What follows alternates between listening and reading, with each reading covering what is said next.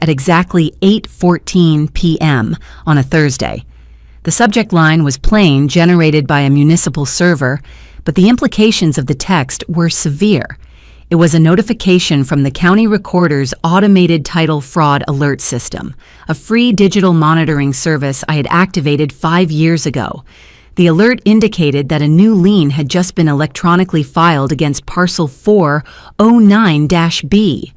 Parcel 409-B was not a residential home. It was 12 acres of commercially zoned, undeveloped land situated less than a mile from the new interstate expansion. I had purchased it in cash 7 years ago during a municipal auction. It carried 0 encumbrances, 0 mortgages, and a clean, unblemished title. Its current appraised market value was slightly over $1.2 million.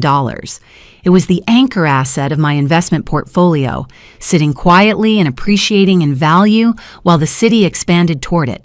I did not panic. I did not immediately reach for my phone to call my attorney. Panic is an uncontrolled emotional response that clouds judgment, and in cases of asset vulnerability, clarity is the only tool that matters. I set my coffee mug down on the kitchen island, opened my laptop, and logged directly into the county clerk's secure public portal. I paid the $20 expedited digital retrieval fee and downloaded the newly recorded PDF document. The file was 22 pages long. It was a deed of trust to secure bail, a specific legal instrument used to pledge real estate as collateral to guarantee a criminal defendant's appearance in court. I scrolled down to the defendant's information. The name printed in stark black ink was Jackson Miller. The charges listed were 3 counts of commercial wire fraud and 1 count of receiving stolen property. The presiding judge had set his bail at $250,000. In our jurisdiction, utilizing real estate for a property bond requires the asset to have unencumbered equity equal to exactly twice the bail amount. Jackson needed $500,000 in clear equity. Parcel 409-B covered that requirement with over $700,000 to spare. I scrolled to the surety information, the person legally pledging the land. The name on the line was Chloe Vance, my younger sister. Below her printed name was a signature.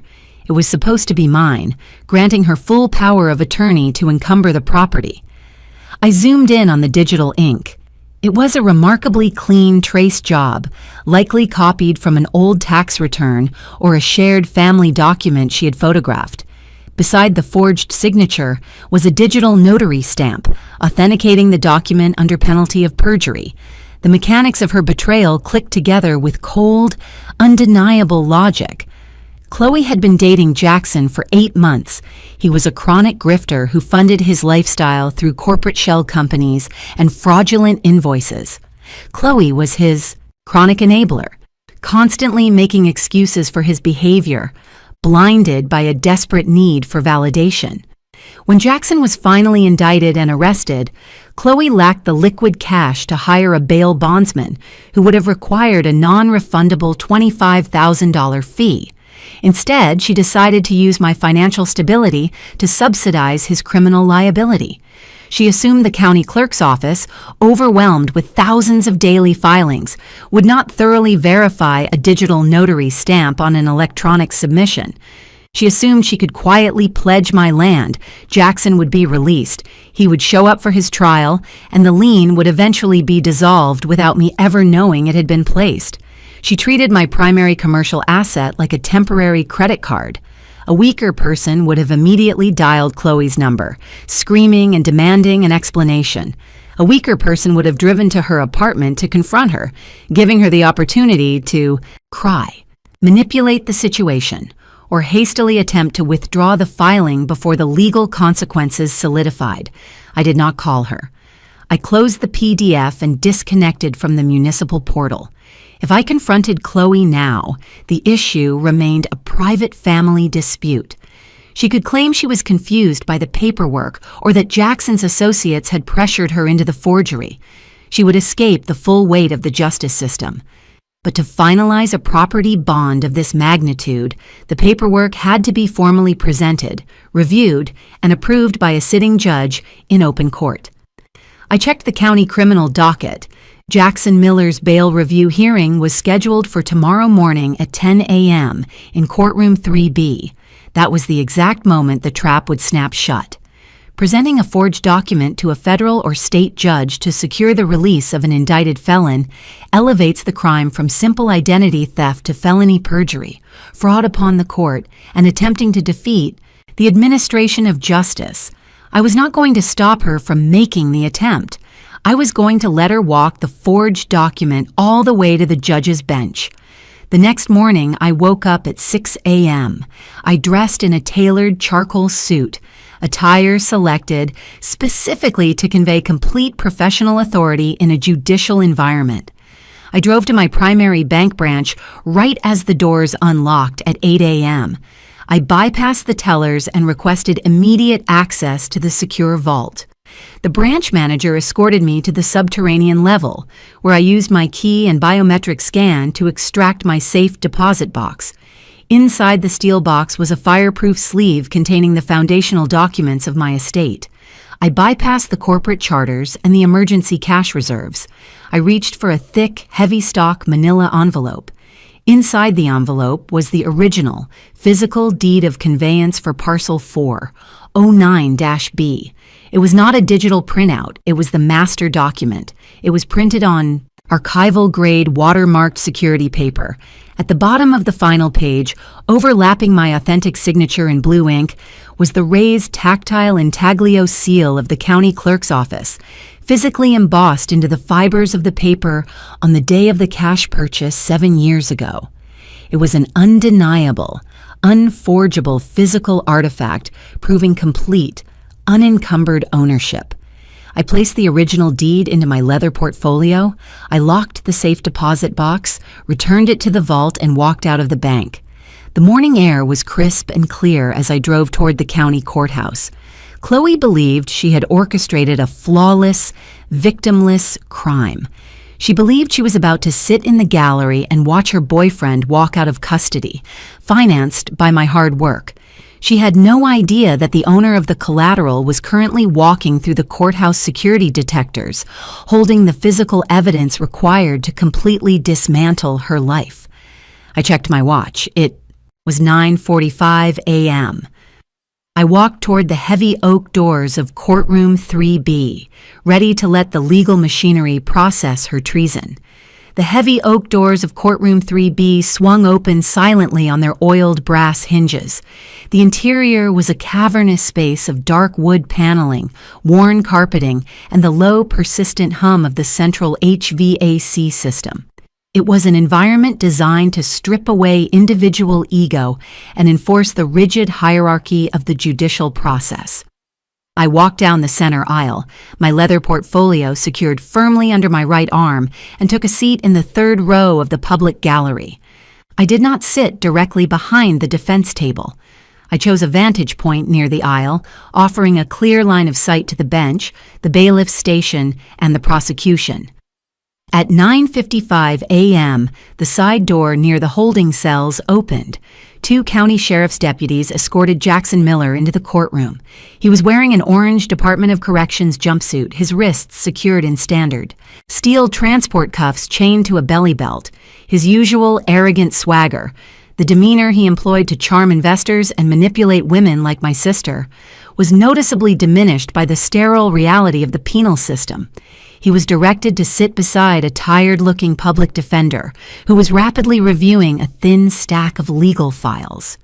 2 minutes later, Chloe walked through the main gallery doors. She wore a tailored beige blazer and dark slacks, an outfit clearly selected to project an aura of responsible, upper-middle-class stability. She walked with a noticeable lightness in her step, a manufactured confidence born from the delusion that she had successfully outsmarted the system. She took a seat in the front row, directly behind Jackson. As he turned his head to look at her, she offered him a warm, reassuring smile and a subtle nod. She was entirely convinced that her fraudulent electronic filing from the previous evening had bypassed all municipal scrutiny. She believed she was the savior of the morning. She did not scan the room. She did not look over her shoulder. Her focus was entirely locked on the man she was attempting to rescue. She remained completely oblivious to the fact that the legal owner of the 12 acres she had just pledged was sitting less than 20 feet away. At exactly 10 a.m., the door behind the elevated wooden bench opened. "All rise!" the bailiff commanded, his voice echoing cleanly off the walls. Judge Harrison took his seat. He was a veteran jurist with a reputation for zero tolerance regarding procedural anomalies and docket delays. He adjusted his reading glasses, opened the master ledger on his desk, and immediately began calling the morning calendar. Docket number CR-23-884, Judge Harrison read into the microphone, his tone entirely transactional. State of New York versus Jackson Miller. Charges include 3 counts of commercial wire fraud and 1 count of receiving stolen property. The court previously set bail at $250,000. Counsel, I see a motion for a property bond was filed electronically late yesterday evening. State your appearances. The public defender stood up, adjusting his tie. Mark Jenkins for the defendant, Your Honor. We are formally presenting a deed of trust to secure bail, utilizing a commercial parcel located within county limits as collateral. And the prosecution? Harrison asked, looking over his glasses at the assistant district attorney. Sarah Collins for the state, Your Honor, the ADA replied, standing up. We have reviewed the electronic filing. The county tax assessor's database confirms parcel 409-B has an appraised market value of $1.2 million. A title search pulled this morning indicates 0 outstanding liens or encumbrances. The equity threshold is met. Provided the surety is present in the courtroom to verify the pledge under oath, the state has no formal objection to the bond. Chloe shifted in her seat, her shoulders dropping in a clear display of relief. She had cleared the primary hurdle. The prosecution had accepted the digital paperwork. The trap she had built for herself was now fully armed and waiting for the final trigger. Very well, Judge Harrison stated, turning his attention to the gallery. Is the surety present? The individual pledging the property must approach the podium. Chloe stood up. She smoothed the front of her beige blazer, projecting an image of total composure, and walked through the swinging wooden gate that separated the gallery from the well of the court. She approached the central podium, her hands resting confidently on the edges of the wood.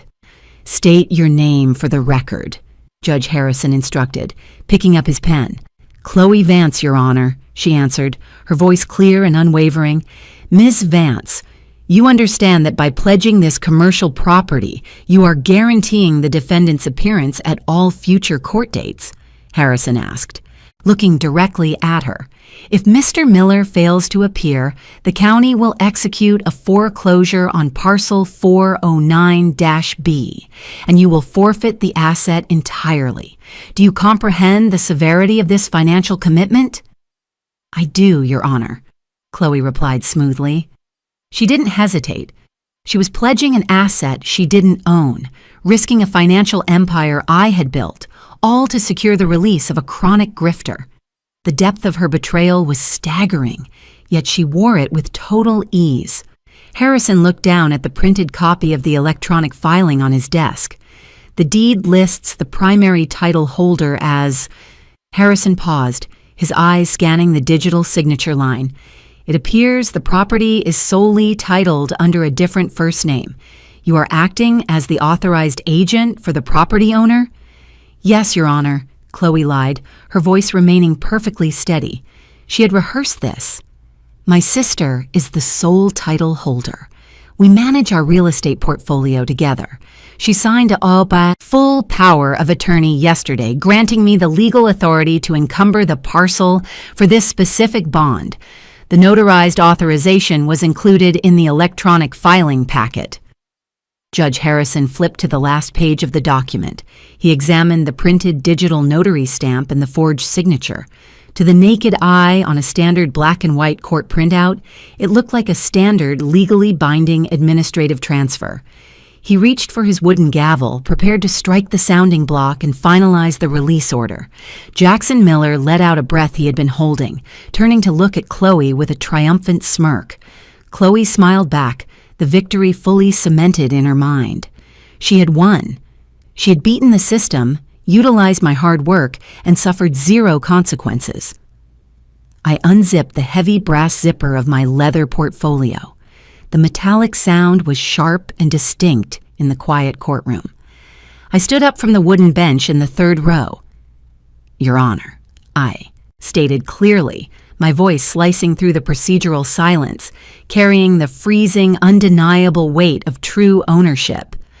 "The court is currently reviewing a fraudulent document. I am the sole owner of Parcel 409-B.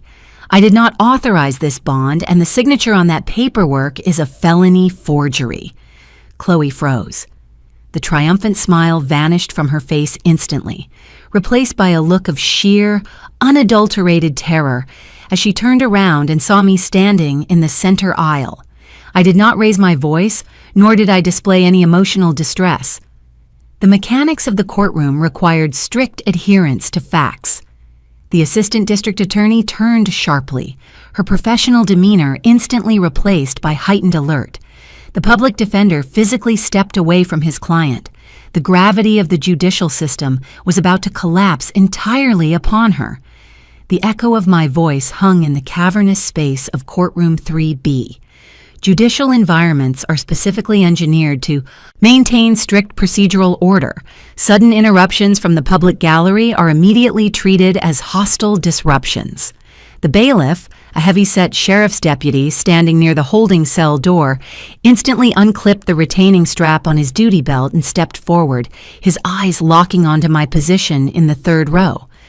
Judge Harrison did not shout or strike his sounding block. He possessed the seasoned composure of a man who had presided over thousands of criminal proceedings. He lowered the printed electronic file, removed his reading glasses, and fixed his gaze squarely on me. "Ma'am," Judge Harrison stated, his tone carrying a freezing administrative warning. "This is a formal bail review hearing. Unsolicited outbursts from the gallery result in immediate removal from the courthouse and potential citations for contempt. If you have a civil claim regarding this property, you must file an injunction with the county clerk's office on your own time." "I am not here to file a civil injunction, Your Honor," I replied, maintaining a perfectly level, unyielding volume. I stepped out of the wooden pew and walked down the center aisle toward the swinging gate that separated the gallery from the well of the court. "I am here to prevent the state of New York from inadvertently facilitating a felony. The woman standing at the podium, Chloe Vance, has submitted a digitally forged power of attorney. She does not own the commercial collateral. She has no legal authority to encumber it, and I possess the physical documentation to prove her perjury." Chloe was paralyzed. Her hands gripped the edges of the wooden podium so tightly her knuckles turned a stark, translucent white. The manufactured confidence she had projected less than 60 seconds ago had completely evaporated, replaced by the physiological onset of severe, unmitigated panic. She turned her head slightly, her eyes wide, silently begging me to stop walking, to turn around, to maintain the family secret and let the grift proceed. I did not look at her. I stopped at the wooden gate, keeping my posture rigid, and looked directly at the bench.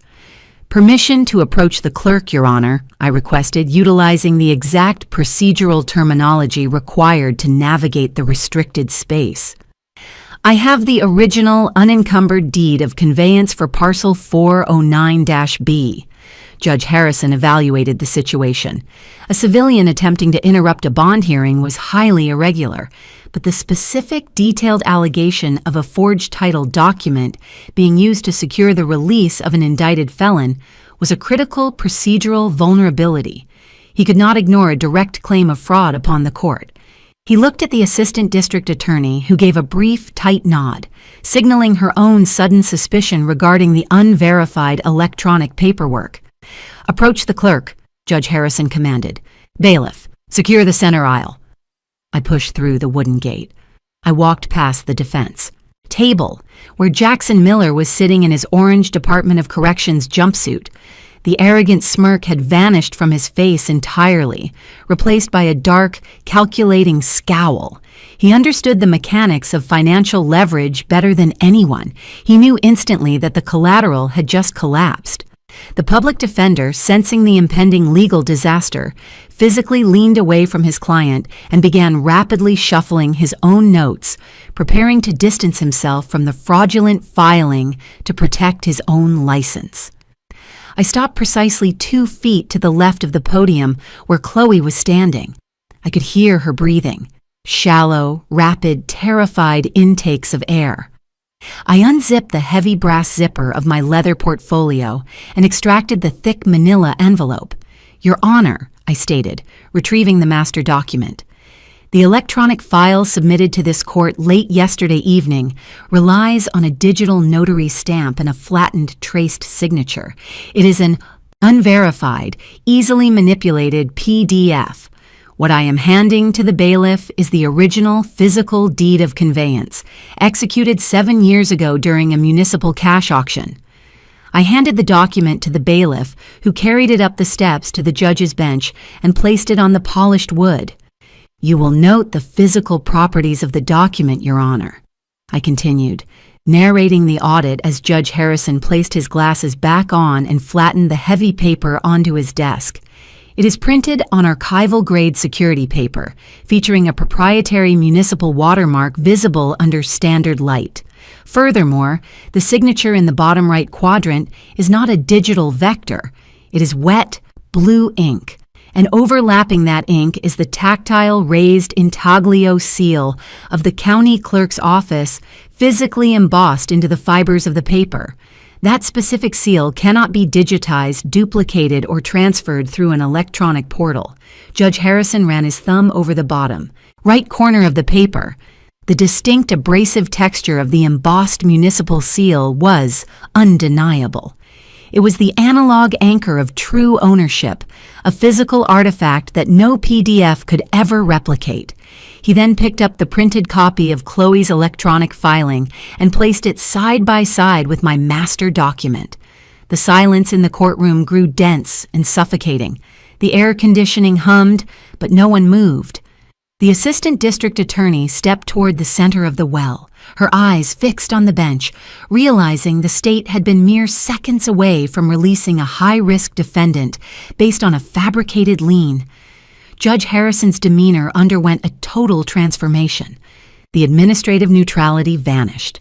The seasoned jurist realized he had just been lied to directly, on the official record, by a civilian attempting to manipulate his courtroom. "Ms. Vance," Judge Harrison said. He was not speaking to me. He was addressing Chloe. The temperature in the room seemed to plummet. "You stood before this bench less than 3 minutes ago and explicitly stated, under oath, that you possessed a valid, notarized power of attorney to encumber this commercial asset." Chloe opened her mouth, but her vocal cords failed to produce a sound. She looked at Jackson for support, but he was staring at the table, entirely unwilling to associate himself with her failure.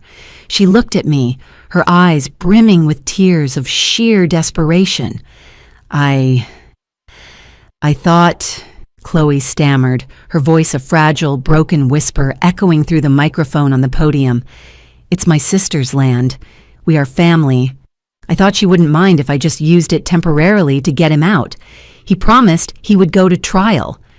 I was going to take the lien off later. It was just temporary." She had just confessed, in open court, on the official audio record, surrounded by sworn officers of the law. "You thought she wouldn't mind?" Judge Harrison repeated, his voice dropping into a register of freezing, unequivocal judicial wrath. He slowly picked up the fraudulent electronic printout and held it in the air for the entire courtroom to see. "You utilized a municipal server to file a fraudulent lien against $1 million commercial property. You forged a signature, you misappropriated a digital notary stamp, and then you walked into a court of law and committed perjury in a calculated attempt to secure the release of an indicted felon facing federal wire fraud charges." The judge dropped the paper back onto his desk. The sound of it hitting the wood was remarkably loud. "Counselor," Judge Harrison snapped, looking directly at the assistant district attorney. The property bond is categorically rejected. The defendant, Jackson Miller, remains remanded to county custody without bail. He is a demonstrated flight risk whose associates are actively engaged in attempting to defraud this court. Jackson Miller cursed under his breath as the two sheriff's deputies immediately stepped forward, grabbing his arms to escort him back through the side door to the holding cells. He didn't look back at Chloe. His primary source of funding had just been neutralized. But the judge was not finished. He turned his gaze back to the podium, where Chloe was standing, trembling so severely she had to grip the wood to remain upright. "As for you, Ms. Vance," Judge Harrison pronounced, the legal machinery fully engaging its gears to crush her, "you are no longer considered a surety in this courtroom. You are now a suspect." The silence in the courtroom following Judge Harrison's declaration was total. Judicial authority is not a concept debated in the well of a court. It is a physical force executed by armed deputies. The heavy-set bailiff, who had been standing near the holding cell door, walked deliberately toward the wooden podium where Chloe was standing. He did not ask her to turn around. He reached out, grasped her left arm just above the elbow, and turned her physically away from the judge's bench. "Hands behind your back," the bailiff instructed, his voice a low, practiced monotone. Chloe's beige blazer bunched at the shoulders as she instinctively resisted, pulling her arm forward. It was a futile, reflexive action of a person who had never faced a physical consequence in her entire adult life. The bailiff did not negotiate. He applied a standard compliance hold, forcing her wrists together behind her back. The sharp, metallic ratcheting sound of the steel handcuffs locking into place echoed cleanly off the dark wood paneling of the gallery. "Wait! No, please!" Chloe gasped, her voice cracking as the cold steel bit into her skin. "I'm not a criminal. I didn't steal anything. The land is still there. You can just cancel the paperwork. We can just withdraw the filing right now." She looked wildly at the assistant district attorney, expecting the prosecutor to understand her logic. She fundamentally misunderstood the mechanics of the justice system. The crime was not the successful theft of the land. The crime was the attempt, the forgery, and the perjury committed under oath. The system does not offer refunds for failed fraud. "Your Honor," the assistant district attorney said, stepping forward, entirely ignoring Chloe's panic. "The state requests that the defendant, Chloe Vance, be remanded to county custody, pending arraignment. The preliminary charges include felony forgery in the second degree, offering a false instrument for filing in the first degree, and perjury. We also request that both the electronic printout of the fraudulent deed and the original deed of conveyance provided by the property owner be impounded by the clerk as primary physical evidence for the upcoming grand jury." Judge Harrison nodded, making a swift notation in his master ledger with a fountain pen. "Granted. The clerk will secure the original deed of conveyance and issue a certified receipt to the property owner. Furthermore, the electronic lien filed against parcel 409-B is hereby quashed and expunged from the county records by direct judicial order. The title is officially restored to its unencumbered state." He looked down at Chloe, who was now weeping openly, her tears dropping onto the polished wood of the podium, staining the varnish. "Ms. Vance," Judge Harrison pronounced, his tone devoid of any sympathy or hesitation, "you attempted to utilize the infrastructure of this court to facilitate a felony. You treated a legal proceeding as a mechanism for your own convenience. You will be held without bail until your formal arraignment tomorrow morning." The bailiff began to guide Chloe toward the side door leading to the holding cells, the exact same heavy door Jackson Miller had just been escorted through minutes prior. As she was forced to walk past the swinging wooden gate, she stopped, digging the heels of her shoes into the worn carpet. She looked directly at me. Her face was flushed, her carefully applied makeup ruined by tears, her eyes wide with a mixture of terror and misplaced betrayal. "How could you do this?" Chloe sobbed, her voice echoing painfully in the quiet room. "I am your sister. You have millions of dollars. You don't even use that land. It just sits there. I just needed it for a few months to save him. You could have just let it go. You are sending me to jail over a piece of dirt." I stood in the center aisle, holding my empty leather portfolio. I did not raise my voice. I did not display anger, sorrow, or vindication. I observed her with the cold, analytical detachment of an auditor finalizing a compromise ledger. "I did not send you to jail, Chloe," I stated, the acoustics of the courtroom carrying my words with chilling clarity. "I simply provided the court with the accurate documentation regarding Parcel 409-B. You chose to bypass a notary, forge a signature on a legal instrument, and commit perjury in front of a sitting judge to subsidize the liabilities of a chronic grifter. The land is a commercial asset. It is not an emergency fund for your collateral damage. You engineered this outcome entirely on your own." "You're a monster," she hissed, the desperation turning into venom as the reality of her incarceration solidified around her. "You care more about a piece of paper than your own flesh and blood." "I care about structural integrity," I corrected her smoothly. "And you are a demonstrated liability. The system is simply correcting the error you introduced." I turned my back on her before the bailiff even resumed his grip. I did not watch her being pulled through the side door.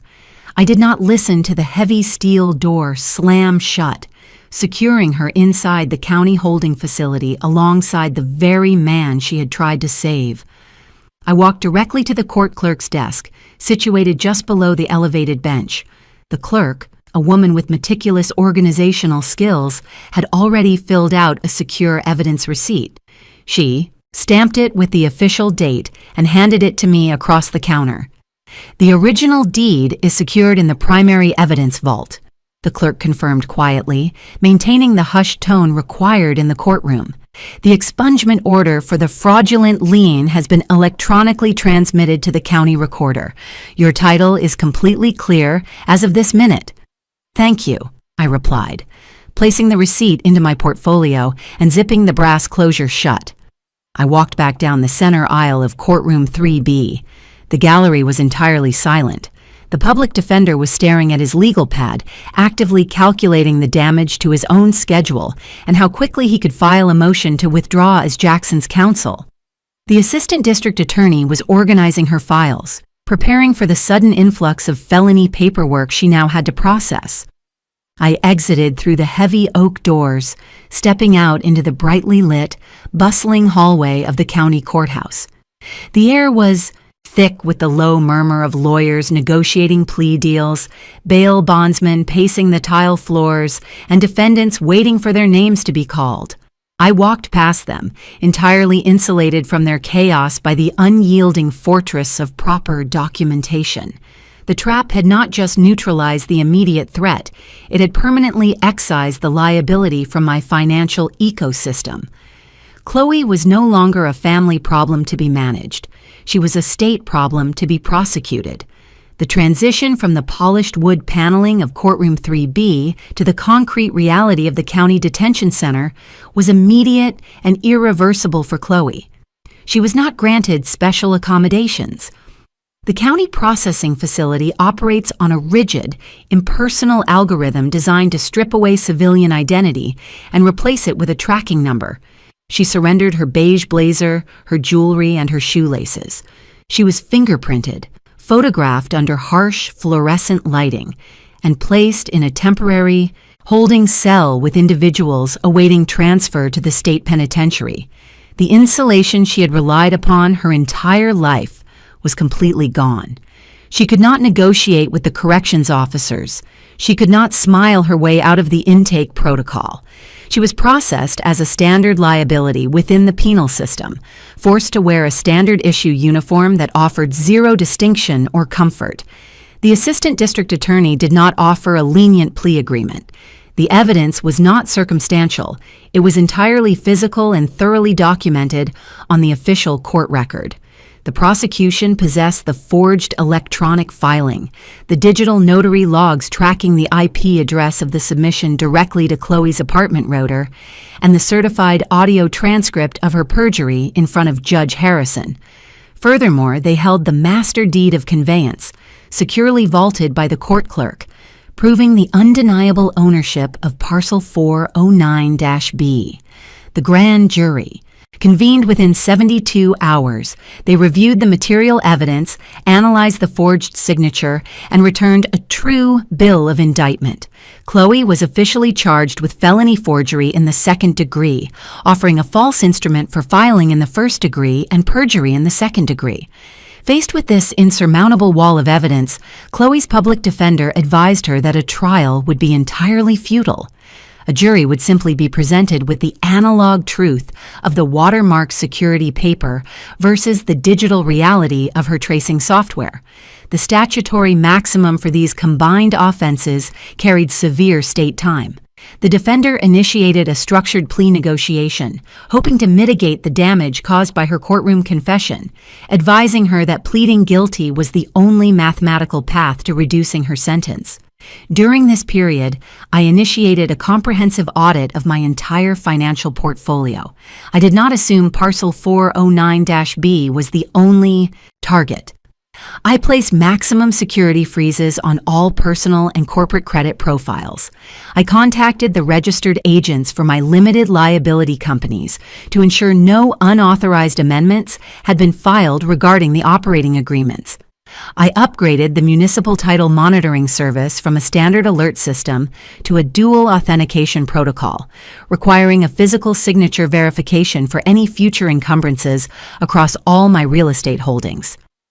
The breach had been identified and contained, but the perimeter required reinforcement to guarantee total future operational security. 3 months later, I returned to the county courthouse. I did not sit in the gallery. I submitted a written victim impact statement directly to the clerk of the court, focusing purely on the structural threat to my commercial assets and the calculated nature of the forgery. I detailed the precise market value of the land and the potential financial ruin that would have occurred had the county executed a foreclosure due to Jackson Miller's inevitable failure to appear. I did not attend the sentencing hearing in person. I monitored the docket electronically from the secure environment of my office. Judge Harrison presided over the final hearing. He accepted the guilty plea, recognizing her lack of prior criminal history but weighing the calculated manipulation of the judicial system. He addressed the court. He emphasized that fraud upon the court is not merely a crime against an individual property owner. It is a direct attack on the integrity of the institution itself. He sentenced Chloe to 18 months in a state correctional facility, followed by 3 years of supervised probation. She was also ordered to pay restitution for the administrative costs incurred by the county clerk's office to formally expunge the fraudulent lien. Jackson Miller, the catalyst for her destruction, received no benefit from her sacrifice. With his bail denied and his primary source of funding neutralized, he remained in county custody until his federal trial. He was eventually convicted on all counts of commercial wire fraud and sentenced to 72 months in federal prison. He never contacted Chloe again. The transactional nature of their relationship evaporated the moment she lost her utility as a financial shield. He moved on to identifying his next target from within the prison system, leaving her to serve her sentence entirely alone. Parcel 409-B remained entirely unencumbered. The 12 acres of commercially zoned land sat quietly near the interstate expansion, accumulating value, completely insulated from the biological failures of my extended family. The county clerk's office upgraded their verification protocols for property bonds, implementing a mandatory physical review of watermark deeds to prevent future digital circumvention. I returned to my bank branch and secured the master deed of conveyance back inside the fireproof sleeve of my safe deposit box. I locked the steel door, engaging the biometric scan, and walked out into the city. The financial fortress I had constructed was tested by the very people who should have respected it, and it held firm. The liability was surgically excised. The asset was secure. The perimeter was permanently sealed against any future familial treason. If your own sister secretly forged your signature and pledged your fully paid-off million-dollar commercial property as collateral to bail out her criminal boyfriend, how would you handle the betrayal? Would you confront her privately and risk losing the asset in a lengthy civil dispute? Or would you calmly walk into the courtroom, hand the judge the real watermark deed, and watch the bailiff put her in handcuffs? Let me know exactly how you would navigate this level of familial financial treason in the comments below. If you appreciated this story of cold, calculated, and institutional justice, drop a like, subscribe to the channel, and I'll see you in the next video. The heavy leather chair in the mortgage broker's office